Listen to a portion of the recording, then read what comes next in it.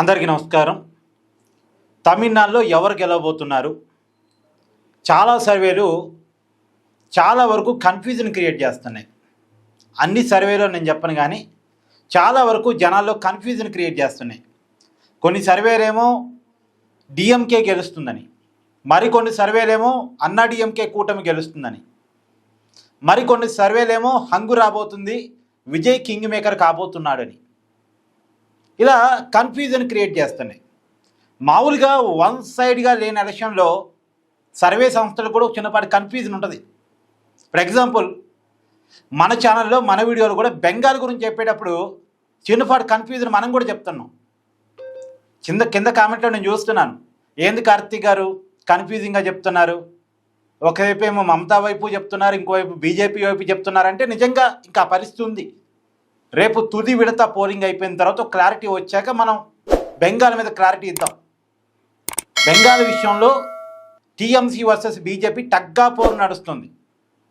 ఎవరు గెలుస్తారు అనేది రేపు తుది దశ పోలింగ్ అయిపోయిన తర్వాత మనం క్లారిటీకి వచ్చాక మనం దాని గురించి చెప్దాం.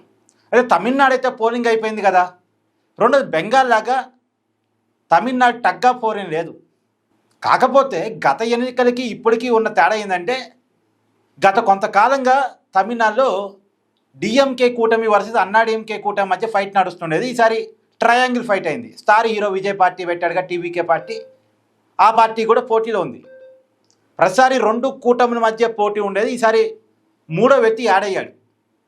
ఆ మూడో వ్యక్తి వల్ల ఎవరికి నష్టం, ఎవరికి లాభం, ఇలా ఎవరికి వచ్చిన అంచనాలు వేసుకుంటున్నారు. మొత్తం తమిళనాడులో 234 స్థానాలు ఉన్నాయి. 234 స్థానాల్లో 118 స్థానాలు మ్యాజిక్ ఫిగరు. 118 స్థానాలు ఏ పార్టీ లేదా ఏ కూటమి గెలవగలిగితే వాళ్ళదే అధికారం.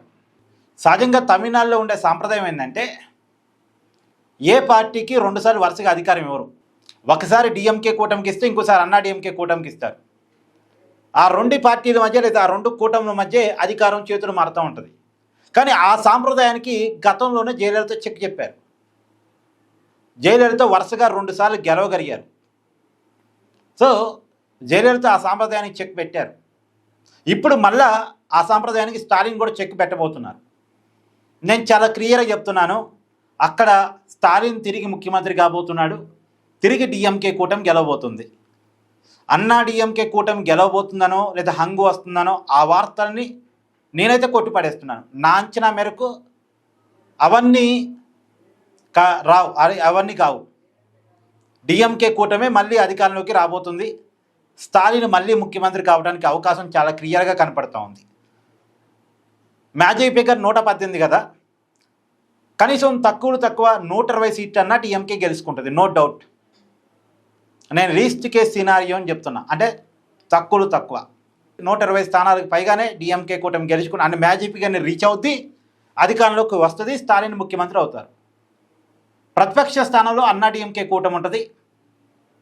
ఒక 60-70 స్థానాల వరకు ఏమన్నా గెలుచుకోగలిగిద్దేమో. అంటే నేను చెప్పేదంటే సీట్లు కొద్దిగా అటు ఇటు అవుతాయి, కానీ అధికారం మాత్రం డిఎంకేదే. స్టార్ హీరో విజయ్ పార్టీ పెట్టాడు కదా, విజయ్ ఓట్ బ్యాంకు ఒక 15% వరకు రావచ్చు. ఒక 7 జిల్లాల్లో విజయ్ ఓటింగ్కి బాగుంది. ఒక 30కి పైగా నియోజకవర్గాల్లో అతను ప్రభావం చూపించే ఓట్ బ్యాంకు, అంటే ఒక 2 లక్షలు ఓట్లు ఉంటే ఒక 25,000 30,000 ఓట్లు టీవీకే పార్టీకి, విజయ్ పార్టీకి పట్టాయి.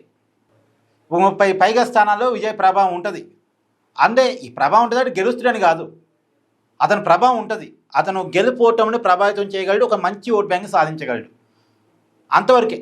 అతను సీట్లు వచ్చే వరకు 10 సీట్లు అటు ఇటుగా ప్లస్ ఆర్ మైనస్ 10 సీట్లకి పైన రావచ్చు, 10 సీట్ల కింద రావచ్చు, అంతే. అతని పర్ఫార్మెన్స్ అంతే. అతనికేదో 30 సీట్లు వస్తాయి, కింగ్ మేకర్ అవుతాడు, ఇవన్నీ నాకు తెలిసి లేదు, అయ్యే పరిస్థితి లేదు. అతనికి 30 సీట్లు వచ్చే పరిస్థితి లేదు. ఒక 10కి పైన ఏమైనా కొద్ది గొప్ప రావచ్చు, లేదు కొద్ది తక్కువ కూడా రావచ్చు.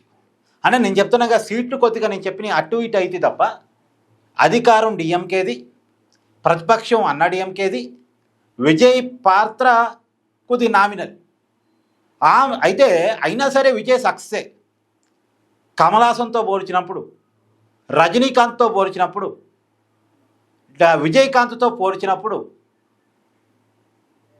ఏ మాటగా మాట మొదటి ఎన్నికల్లో విజయ్ సక్సెస్ అయినట్టు లెక్క. పార్టీ పెడదామనుకుని ముందుకొచ్చి రజనీకాంత్ వెనక్కి వెళ్ళిపోయాడు. పార్టీ పెట్టి కమలాసన్ స్వయంగా తను ఓడిపోయాడు. 2.5% సీట్ ఓట్ బ్యాంకే సంపాదించగలిగాడు. ఆ ఓట్ బ్యాంక్ కంటే డబల్ త్రిబుల్ విజయ్ సంపాదిస్తున్నాడు కమలాసన్ కంటే. సో కొద్దిగా అంటే విజయ్ ఓపిక పట్టాలి. ఓపిక బట్టి కొన్నాళ్ళు సస్టైనబుల్ రాజకీయం చేస్తే వచ్చే ఎన్నికలకు, తర్వాత వచ్చే ఎన్నికలకు ఓపికగా నిలబడితే అతనికి ఒక పొలిటికల్ మార్క్ ఏర్పడే అవకాశం ఉంటుంది. అతనికి ఈ ఎన్నికల సమయంలో కొన్ని మైనస్ రైంది. తొక్కిసలాట, తర్వాత అతను వివాహితర సంబంధం అనేటువంటి ఏది ఆ రూమరు, అది నిజమో రూమరో పక్కన పెట్టేస్తే ఇవన్నీ కొంత మైనస్ అయినాయి. ఒకటైనా విజయ్ పార్టీ పెట్టినప్పుడు వచ్చినటువంటి ఊపు వేరు. తర్వాత తొక్కిసలాట తర్వాత విజయ్ స్టామినా బాగా పడిపోయింది. తర్వాత మాది ఎలక్షన్ క్యాంపెయినింగ్లో బాగానే పోయాడు ముందుకి. ప్రచారం అన్నీ బాగానే కొనసాగాయి. క్యాండిడేట్ సెలక్షన్ కూడా చాలా బాగుంది. దానివల్ల యూత్లో పేరు వచ్చింది. కానీ కాకపోతే విజయ్కి వచ్చిన మైనస్ ఏంటంటే ఇతను గెలవలేకపోతున్నాడుగా. విజయ్ గెలిచే పరిస్థితే కాదు, గెలిచే పార్టీ కాదుగా. పోటీ డిఎంకే అన్నాడీఎంకే కూటమి మధ్య ఉంది. వీరిద్దరిలో మనం ఎవరు సెలెక్ట్ చేసుకుందాం అనేటువంటి, అంటే గెలిచే వాటికే ఓటు వేయాలి అనే ఆలోచన ఉన్న జనాలు చాలా ఎక్కువ మంది ఉంటారు. నా ఓటు వృధా కాకూడదు, గెలిచే వాళ్ళకి ఓటు వేయాలి, లేదు ఎవరెవరి మధ్య పోటీ ఉందో వాళ్ళిద్దరిలో మంచి వాళ్ళు నేను సెలెక్ట్ చేసుకోవాలి, మంచి పార్టీ నేను సెలెక్ట్ చేసుకోవాలి అనుకునే వాళ్ళు ఉంటారు. దానివల్ల విజయ్కి ఓటు తగ్గే ఓటు పల్లె. విజయ్ గెలవబోతున్నాడు, విజయ్ ముఖ్యమంత్రి కాబోతున్నాడు అంటే ఆ వచ్చే ఓట్ బ్యాంక్ వేరు. కానీ ఆ పరిస్థితి లేదు. పైగా విజయ్ వల్ల ఎవరికి నష్టం ఒక అంచనా వేసుకుంటే ఇద్దరికీ నష్టమే విజయ్ వల్ల. డిఎంకే కూటమికి ఎందుకు నష్టం? డిఎంకే కూటమికి ఎందుకు నష్టం అంటే అతనికి అంటే క్రిస్టియన్ ఓట్ బ్యాంకు, దళిత ఓట్ బ్యాంకు ఇది డిఎంకే వైపు అన్న పడాలి, విజయ్ వైపు అన్న పడాలి. ఈ సహజంగా అన్నా డిఎంకే వైపు పోయే ఓట్ బ్యాంక్ కాదు. సో ఆ ఓట్ బ్యాంకు విజయ్ వైపు కొంత పోయిందంటే ఆ మేరకు డిఎంకే కూటమికి నష్టం. అన్నా డిఎంకే కూటమికి విజయ్ వల్ల ఏం నష్టం? ప్రభుత్వ వ్యతిరేక ఓటును చేరుస్తాడు. ప్రభుత్వ వ్యతిరేక ఓటు మొత్తం అన్నా డిఎంకే కూటమి వైపు పోవాలి. కానీ అది ఎంతో కొంత విజయ్ వైపు చీల్చిందంటే అది అన్నా డిఎంకే కూటమికి నష్టం. కాకపోతే విజయ్కి నేను చెప్పదే సజెషన్ ఏంటంటే అక్కడ ప్రభుత్వ వ్యతిరేకత ఉంది, కానీ అన్నా డిఎంకేలో నాయకులు లేడు.